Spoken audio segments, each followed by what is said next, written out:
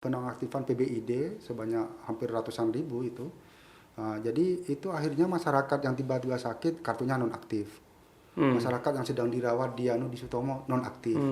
Ada di RSJ Menur tiba-tiba nonaktif. Sehingga akhirnya dia harus konversi ke umum. Lah, itu terjadi bersamaan gitu loh. Dan tanpa sosialisasi gitu loh. Maka dari itu audiensi sudah kita lakukan dengan DPRD, dengan pihak terkait sudah kita lakukan, ternyata tidak menemukan jalan gitu loh. Akhirnya ya langkah terakhir adalah aksi massa.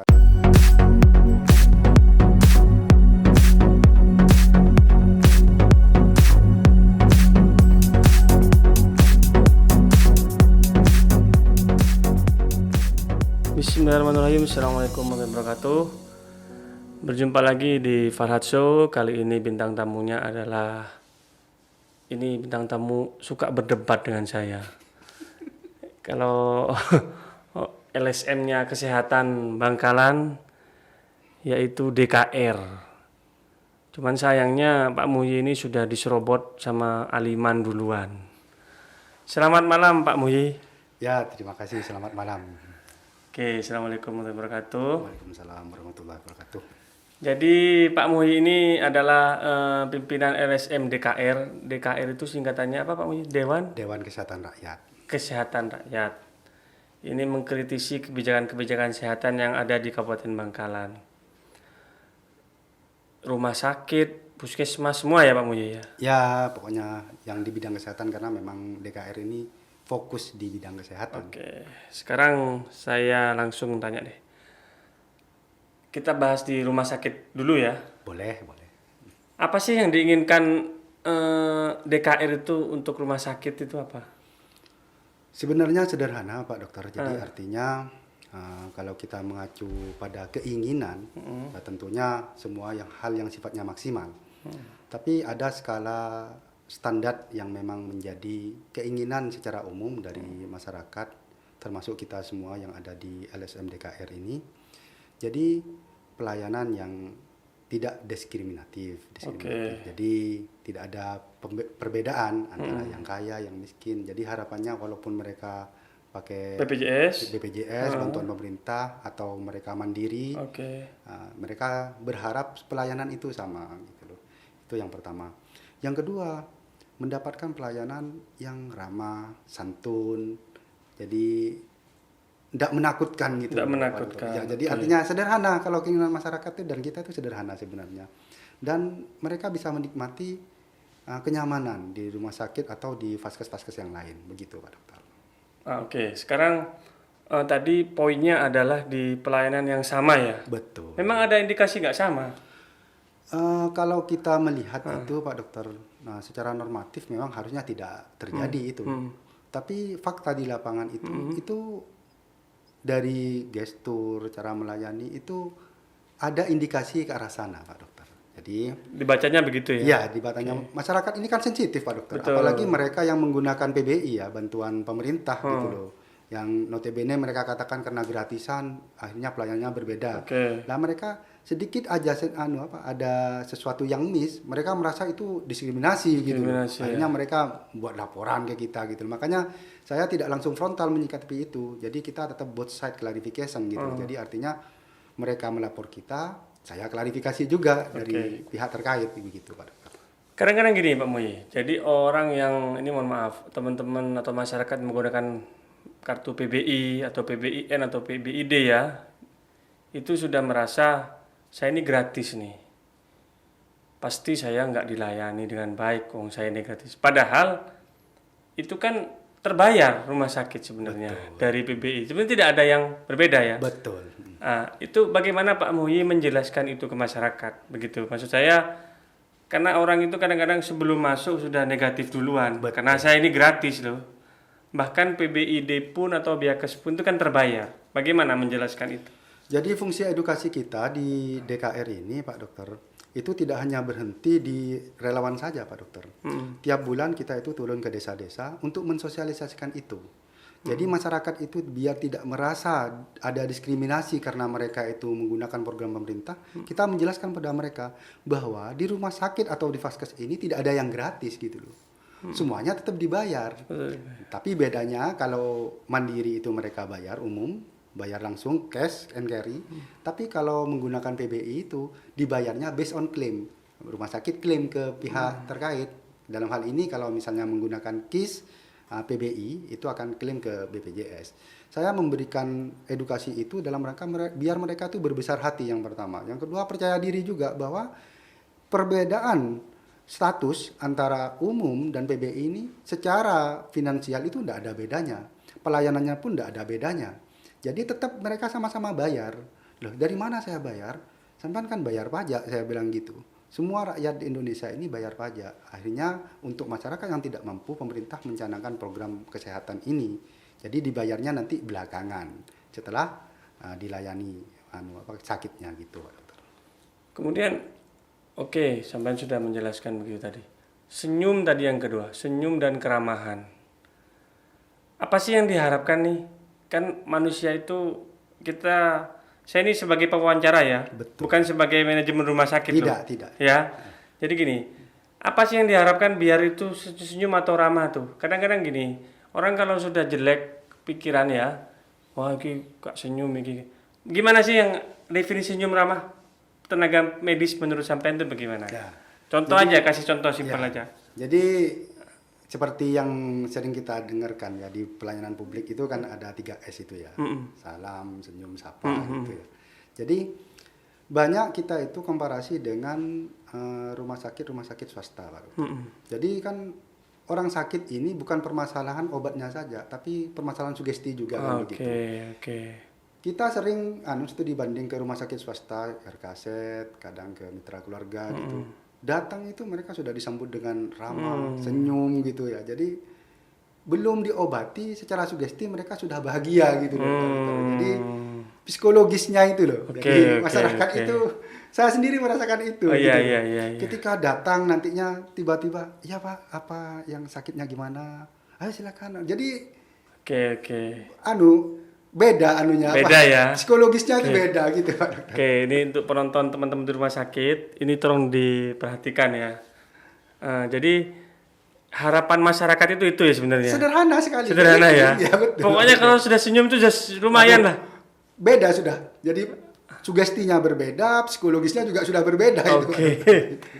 Oke, jadi kita kembali nih ke DKR nih. Setelah harapan di rumah sakit, kemudian di DKR ini merekrut anggotanya gimana sih? Betul. Jadi gini, saya pengen anggota ini, gimana? Cerita dikit dong. Jadi DKR ini dulunya Pak Dokter itu kan dibentuk oleh mantan Menteri Kesehatan Ibu Siti Fadila Supari. Oh ya, oke. Nah, di tahun 2008. Oke.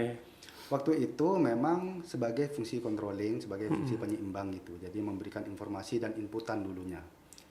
Dulu ketika pertama berdiri, DKR ini banyak anggotanya Pak Dokter. Karena apa? Wah ini di bawah kementerian ini kan begitu. Yang bentuk juga menteri kan begitu ya. Setelah itu seiring berjalannya waktu, DKR ini kan sebenarnya organisasi sosial non profit. Jadi di situ yang tidak ada uangnya Pak Dokter gitu. Nggak ada uangnya. Terus makan dari mana sampai? Nah, itu pertanyaannya kan.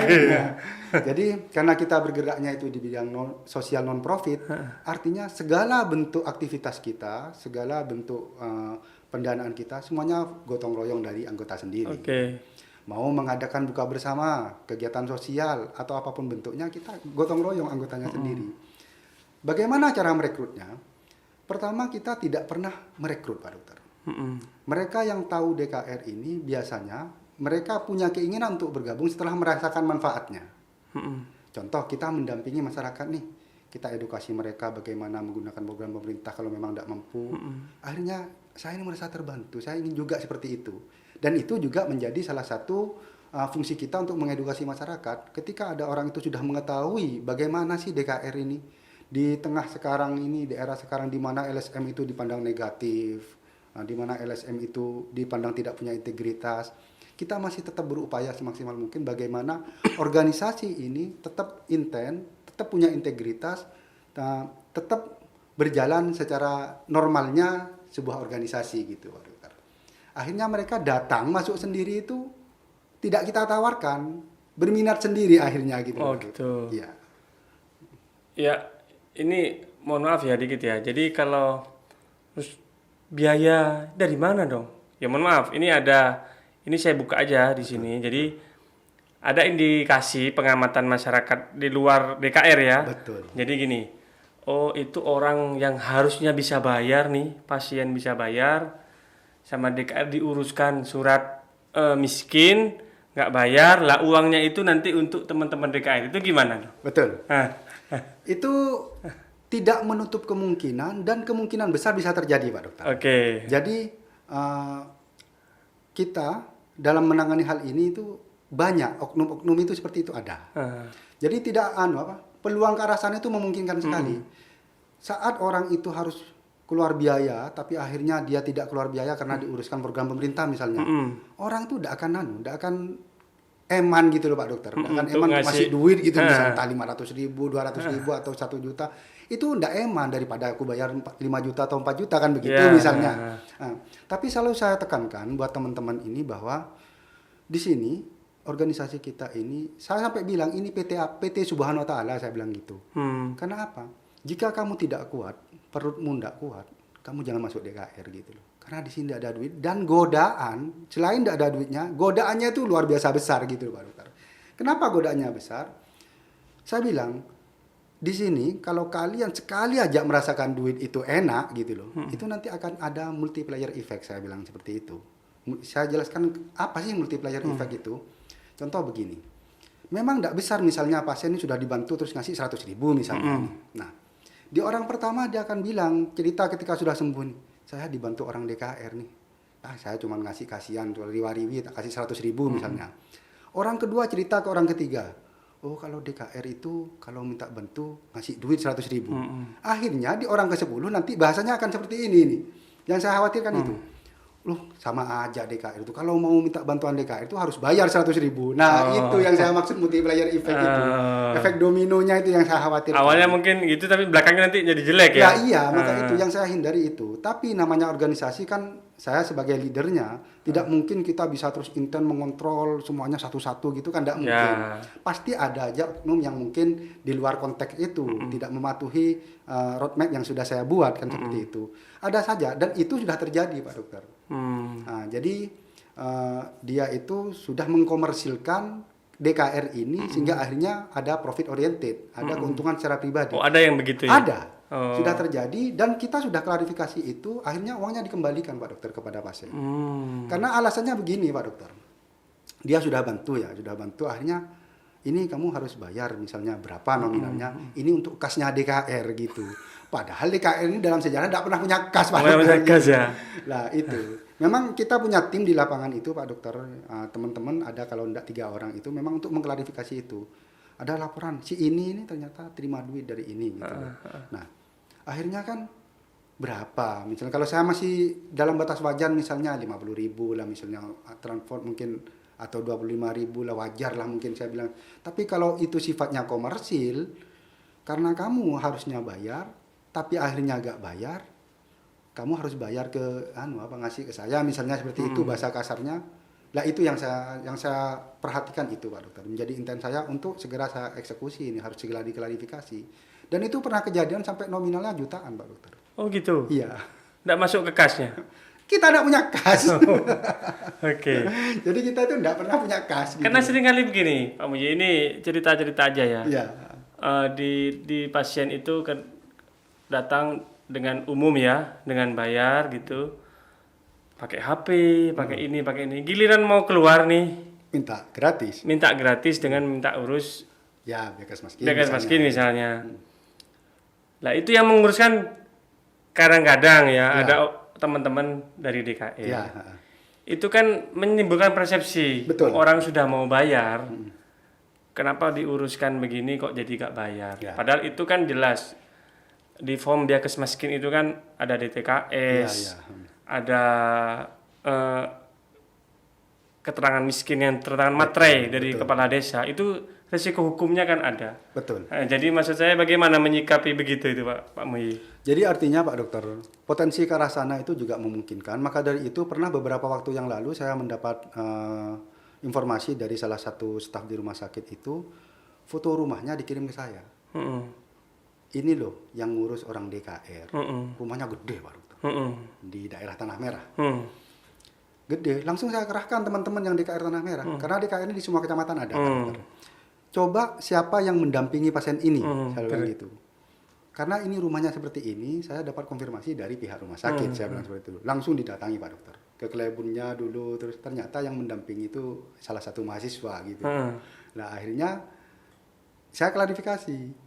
Nah, dan ternyata memang bukan dari pihak kita gitu. Nah dari itu akhirnya ada learning yang kita dapatkan bahwa harus berhati-hati menggunakan program pemerintah ini gitu loh. Jangan sampai ini menjadi pretensi buruk terhadap organisasi gitu loh.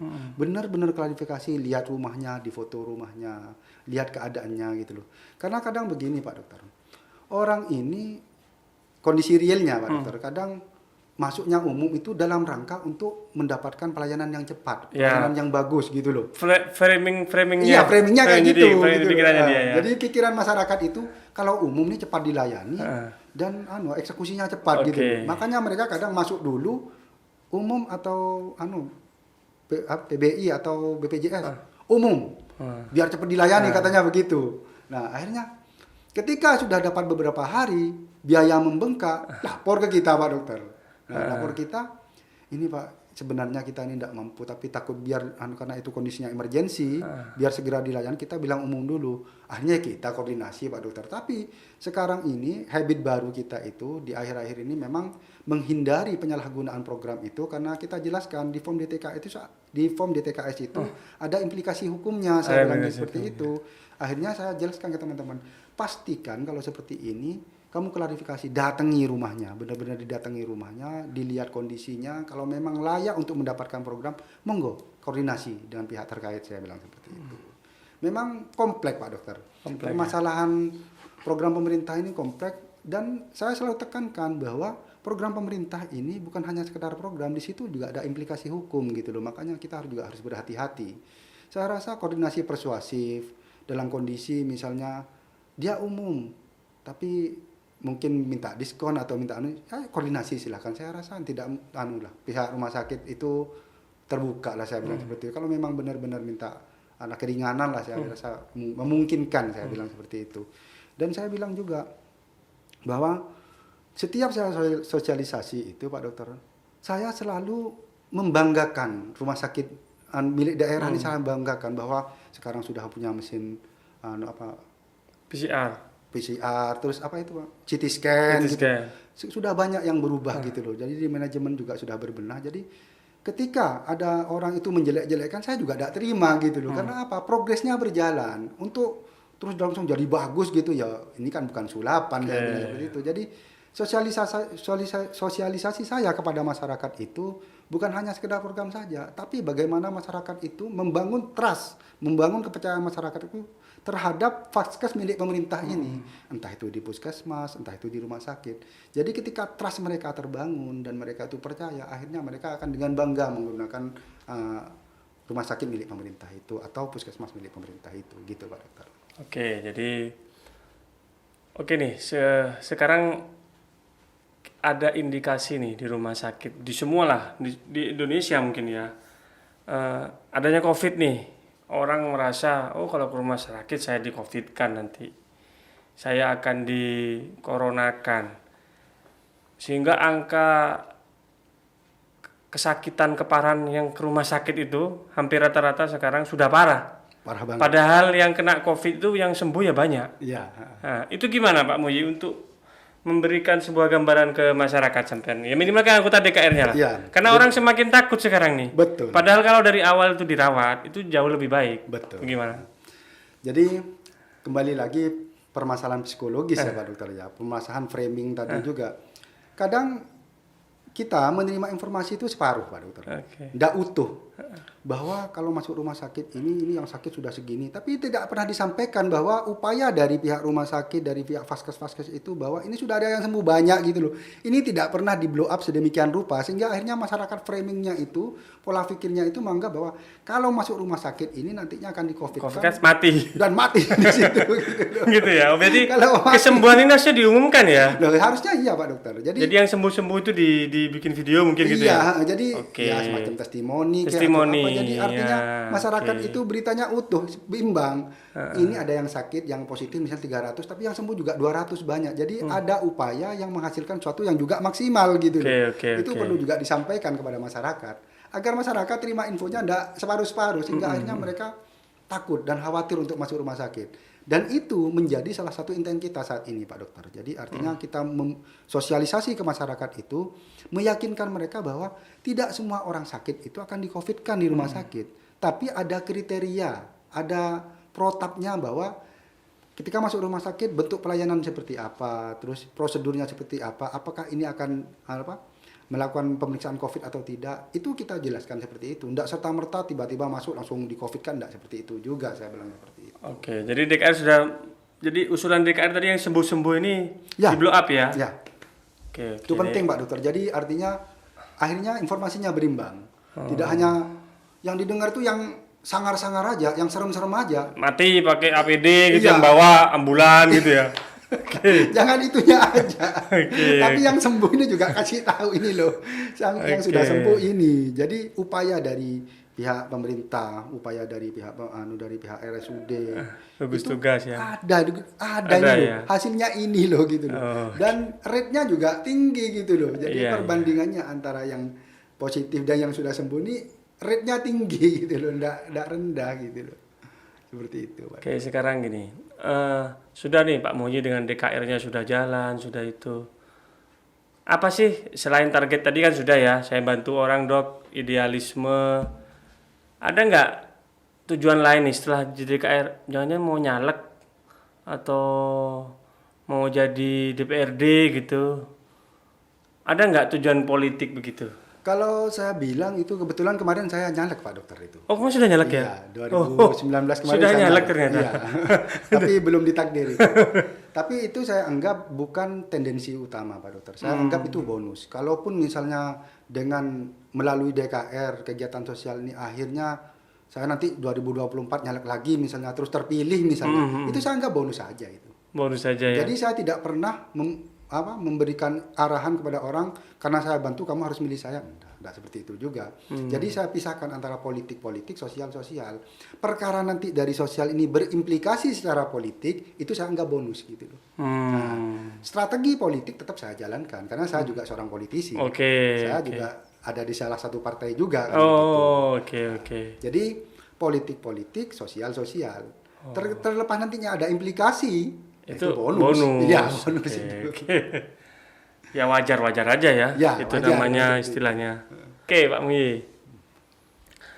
Sekalian tadi tindakan persuasif tadi ya. Tindakan apa lagi yang sampean lakukan? Dulu kayaknya pernah aksi ya. Ya. Itu gimana sih ceritanya?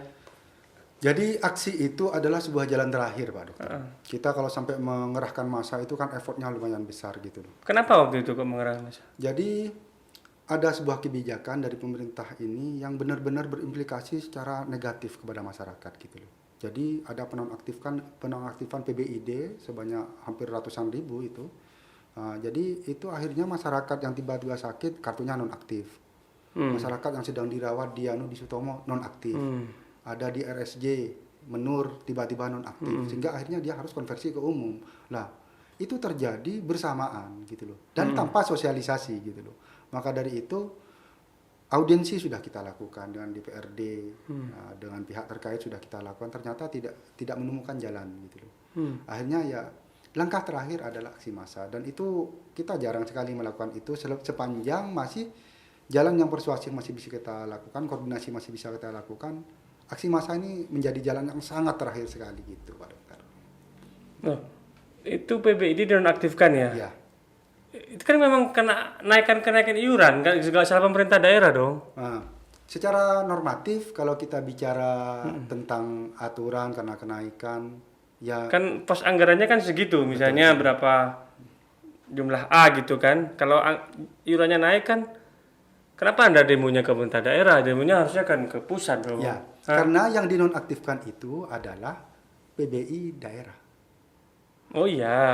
Jadi bener. artinya PBI daerah yang pembiayaannya itu ditanggung oleh pemerintah daerah ini kemarin itu kan hampir 155.000. Nah, dan kita di audiensi sebelumnya, jadi ada rentetan peristiwanya, historicalnya ada, Pak Dokter, sehingga akhirnya terjadi aksi massa ini tidak serta-merta kita terus aksi massa gitu. Ada rentetannya, audiensi, koordinasi gitu. Nanti rencananya itu nanti akan diadakan sosialisasi dulu. Jadi ternyata tidak dilakukan, langsung tiba-tiba nonaktif. Nah, ini dampaknya ini luar biasa pada masyarakat ini. Nah, kenapa kita akhirnya kita menyadari bahwa kenaikan iuran BPJS hingga akhirnya harus mengurangi kuota? Kita tahu itu. Dan upaya untuk Kenapa nggak demo BPJS-nya aja? Maaf Bu Elke, Bu Irma, bercanda ini. Kenapa nggak demo BPJS-nya? Kan naik gitu. Ya. Kan Pemda kan anggarannya masih gitu. upaya itu juga sudah kita lakukan di pusat, Pak Dokter. Jadi sudah. DKR ini kan skupnya nasional. Oke. Jadi upaya itu sudah berjalan juga gitu loh. Walaupun mungkin hasilnya juga kurang maksimal ya. Karena ini berkaitan dengan kebijakan pemerintah dengan banyak pertimbangan. Tapi upaya ke arah sana juga sudah kita lakukan. Nah, terkait di skup lokal ini, di sini ada ada undang-undang yang menaungi itu sehingga akhirnya daerah ini sebenarnya bisa menggunakan anggaran berdasarkan undang-undang ini gitu loh Pak Dokter. Jadi kenapa itu tidak dilakukan gitu loh? Memungkinkan untuk ini tidak dinonaktifkan semuanya, memungkinkan gitu loh. Ada prosedurnya gitu loh, berdasarkan Perpres, berdasarkan Permensos itu masih ada peluang untuk tetap bisa menggunakan itu, tapi tiba-tiba dinonaktifkan tanpa sosialisasi kepada masyarakat, dampaknya luar biasa. Maka itu akhirnya masyarakat banyak mengeluh, akhirnya ayo kita Nggak tunggangin ya demonya ya? Alhamdulillah kalau kita demo itu Pak Dokter seperti saya katakan di awal tadi itu, Jadi tunggangin demonya, enggak ya waktu itu? kita murni semuanya Pak Dokter. Jadi Murni artinya ya? banyak yang mengatakan untuk mengerahkan massa sebanyak itu, kita kemarin bawa massa sekitar 500 orang kan. Jadi artinya tidak mungkin tidak ada biayanya. Ini pasti ada fundernya ini. Ada biayanya, Ya, gimana tuh? pasti ada biayanya. Tidak mungkin orang tiba-tiba datang sukarela, terus tidak dibayar, dikasih makan, mereka mau, tidak mungkin kan begitu. Karena pada umumnya itu kebanyakan seperti itu Pak Dokter. Nah, makanya banyak yang mengatakan ini pasti ada yang biaya ini kan begitu. Tapi alhamdulillah Pak Dokter, kemarin itu kita seperti yang saya jelaskan di awal tadi bahwa semuanya itu gotong royong dan orang yang ikut aksi itu adalah orang-orang yang merasakan manfaat dari kita. Pernah kita bantu keluarga pasien, ayo kita berjuang bareng-bareng. Karena saya selalu mengatakan pada teman-teman begini, kalian harus berjuang dengan orang-orang yang sama-sama ingin diperjuangkan. Bukan dengan orang yang hanya ingin terima hasil, hanya ingin diperjuangkan saja. Harus berjuang dengan orang-orang yang sama-sama ingin berjuang gitu. Jadi kita pendampingan pasti kita melibatkan keluarga pasien. Tidak mungkin kita jalan sendiri kayak calo gitu, jalan sendiri kamu terima beres. Saya tidak mau kayak gitu. Jadi teman-teman tetap saya arahkan, kalau kamu mendampingi pasien, ajak keluarganya. Mau berkoordinasi dengan siapa saja, ajak keluarganya. Biar mereka juga paham, sehingga akhirnya nanti ada fungsi edukasi dari DKR terhadap masyarakat ini berjalan. Kalau ini nanti tahu jalannya, tahu caranya, tahu programnya, nanti dia bisa tular ke orang-orang yang lain. Sehingga orang lain ini banyak yang pinter gitu loh, bukan hanya kamu doang yang pinter. Nah itu yang saya hindari kalau masyarakat, kalau teman-teman jadi pahlawan kesiangan, saya juga tidak setuju juga. Tiba-tiba dia datang dengan gagahnya nih, wes apa cangkok, apa kata saya nih, kalau kata orang Madura kan apa cangkok, wes buat terima beres. Nah itu saya tidak mau gitu. Oh jadi itu kemarin murni ya? Murni lah. Kita ada yang biayai ya? Tidak pernah seperti itu kita. Oke. Semuanya murni dari teman-teman, ya pendanaan dari teman-teman, sumbangan, akhirnya bisa terrealisasi. Berarti intinya mau oposisi apa koordinasi nih? Nah, seperti sudah saya tekankan berkali-kali nih Pak Dokter dari tadi, kita tidak mau jadi pihak oposisi. Kita akan fungsi koordinasi secara persuasif, fungsi untuk bermusyawarah, berdiskusi, itu lebih kita utamakan daripada kita harus frontal. Frontal ini, adu otot ini saya rasa tidak ada efek positifnya menurut saya itu tidak ada. Nggak ada ya? Nggak ada. Tetap lebih baik itu koordinasi, diskusi, sharing. Itu menurut saya lebih maksimal hasilnya daripada kita harus gontok-gontokan. Karena belajar dari pengalaman-pengalaman yang lalu itu, kita gontok-gontokan dengan pemerintah itu ya apa juga hasilnya gitu loh. Lebih baik kita koordinasi, cari jalan keluarnya. Saya rasa in case of emergency lah, saya rasa mungkin semua teman-teman di birokrasi juga punya hati nurani kan begitu. Karena kita juga sama-sama rakyat, walaupun di birokrasi juga sama-sama rakyat kan begitu Pak Dokter. Jadi cuman dengan kapasitas yang berbeda. Mereka sebagai incas, kita sebagai penerima layanan, itu saja sih bedanya. Sepanjang perjalanan DKR ini sampai sekarang ini, Progresnya sudah cukup bagus. Jadi Enggak trennya naik. karena sampean saya wawancara saya wadir enggak ya? Oh, enggak, saya Enggak. ini bicara di sini sebagai Anda mencari informasi, saya menyampaikan informasi. Oke. Nah, jadi bukan karena sampean sebagai kapasitas sebagai seorang wadir, tidak ada konteks itu. Jadi artinya kita mengevaluasi itu kan setiap bulan kita evaluasi di mana program ini sudah jalan apa belum. Nah, bagaimana progresnya gitu loh. Jadi kalau dulu sarana dan prasarana sudah memadai di rumah sakit, tapi attitude pegawainya kurang bagus. Ternyata sekarang sudah mendingan. Walaupun itu masih menjadi intent kita sampai saat ini. Saya dulu sering bilang sebelum Pak Dokter itu masuk di rumah sakit, saya selalu bilang dulu itu ke pihak manajemen, adakan training gitu loh. Yang paling penting adalah training attitude gitu loh. Jadi training attitude ini nantinya yang akan membentuk mereka itu sehingga akhirnya mereka bisa memposisikan diri di posisi orang. Bagaimana sih kalau saya jadi pasien ini yang tidak mampu ini, sehingga akhirnya sense of sociality-nya itu lebih bagus lagi. Kepekaan sosialnya juga lebih bagus lagi, dan akhirnya kita bicara di pelayanan itu bukan hanya pelayan dan penerima pelayanan, tapi berdasarkan hati, Pak Dokter gitu loh. Heart to heart akhirnya Heart gitu. to heart, Nah, oke. itu maksud saya, Pak Dokter. Seperti Ya, gitu ya. Ya. Ya kesimpulannya tadi progresnya ada lah ya. bagus. Ya. Saya bilang sudah bagus. Oke. Saya kira itu, terima kasih, semoga menjadi informasi yang baik lah untuk masyarakat, untuk teman-teman DKR. Ya, saya sekarang berbicara sebagai pewawancara. Untuk terakhir ini saya sebagai wadir lah. Terima kasih atas bantuan sosialisasinya. Mari kita menjaga, karena rumah sakit ini juga aset Pemda, aset teman-teman Bangkalan semua. Jadi saya minta istilahnya kita berkoordinasi, dan kalau ada hal-hal yang di masyarakat bawah yang tidak benar, bantulah meluruskan. Siap. Saya kira itu. Siap. Terima kasih. Kalau yang mau subscribe silakan, yang enggak ya enggak apa-apa. Yang penting doakan sehat semuanya. Oke. Wassalamualaikum warahmatullahi wabarakatuh.